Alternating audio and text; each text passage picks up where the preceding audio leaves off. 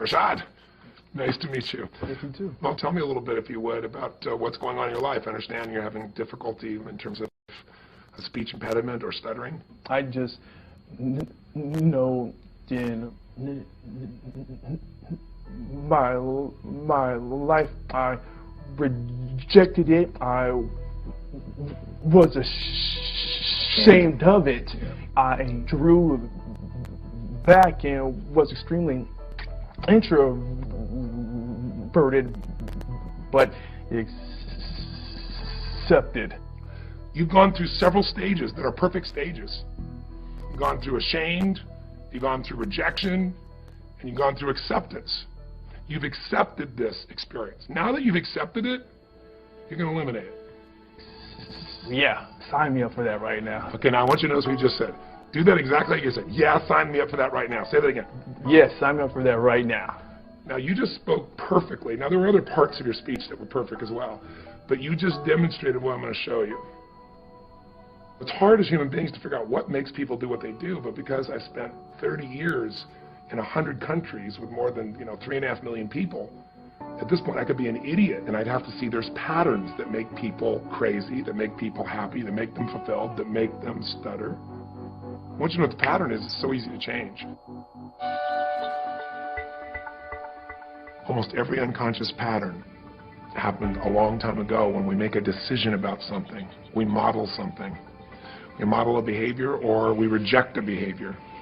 It goes deep in our unconscious and becomes a pattern to avoid pain or to gain pleasure. When did you start stuttering? Tell me the moment. What's your earliest memory? What's your earliest memory in life? Take a moment. Your earliest memory in life. Probably 2 years old. Got up on a Saturday watching cartoons and eating cereal. I believe it was Rocky and Bullwinkle. And Bullwinkle, does he have a stutter? Rocky? Wow.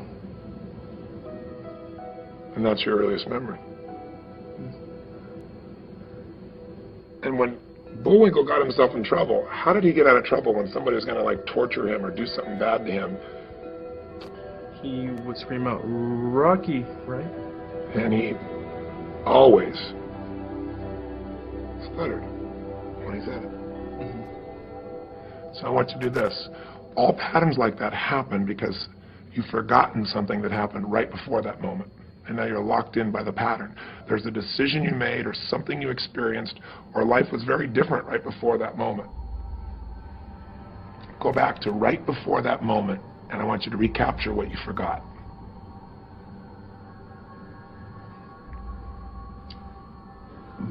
My parents were probably arguing. That happened quite often, like to the point where my dad got physical. And you didn't know what to do, did you? Needed clarity and assurance. Yeah. Did you get it? I guess I got that from, "Hey, Rocky."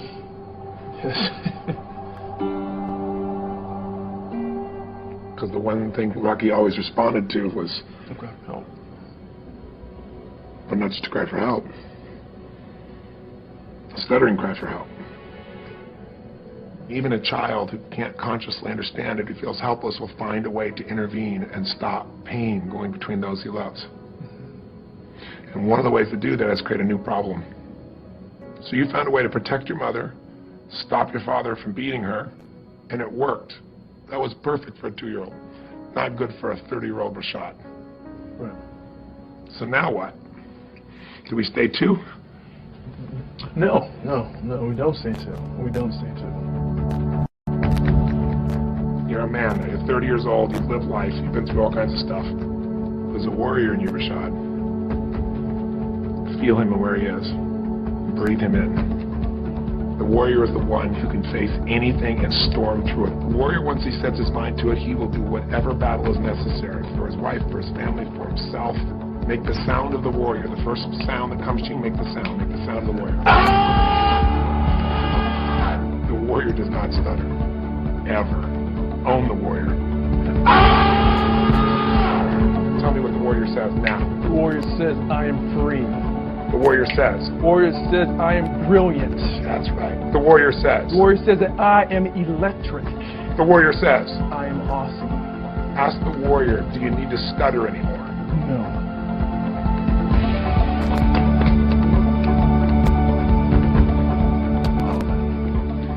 That was awesome. You're awesome. Thank you. Wow. So, what's next, Coach?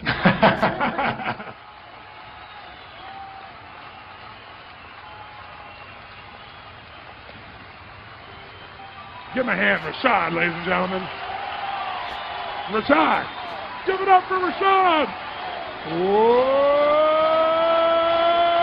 Yeah.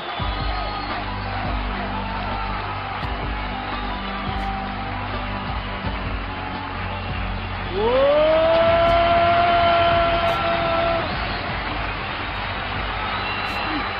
Just a quick question.